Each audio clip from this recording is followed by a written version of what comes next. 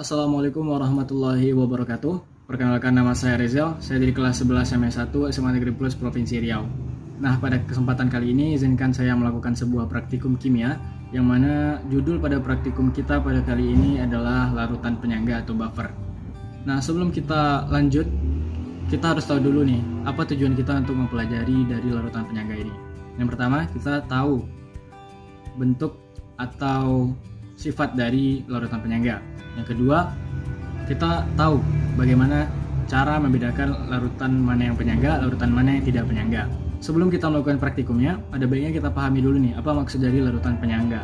Larutan penyangga atau buffer adalah larutan yang mengandung campuran asam lemah dan basa konjugasinya, atau basa lemah dan asam konjugasinya. Perubahan pH pada larutan ini sangat kecil ketika asam kuat atau basa kuat dicampurkan ke dalam larutan buffer. Yang dimaksud dengan larutan buffer asam atau larutan penyangga asam adalah larutan yang terbentuk oleh asam lemah dan basa konjugasinya, yang mana pH pada penyangga asam adalah kecil dari 7. Sedangkan larutan buffer basa atau larutan penyangga basa adalah larutan yang terbentuk oleh basa lemah dan asam konjugasinya, yang mana pH pada larutan penyangga basa itu besar dari 7. Nah, untuk memahami lebih lanjut, ada baiknya kita melakukan praktikumnya. Bagaimana nanti perbedaannya, kita lihat di praktikumnya. Let's get started.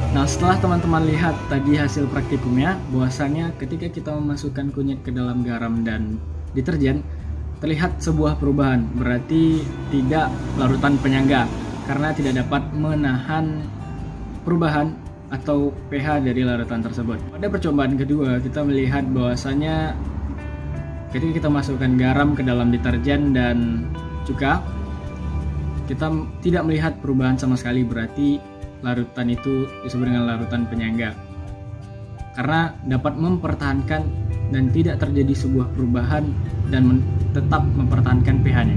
Baik, itu saja praktikum kita pada hari ini.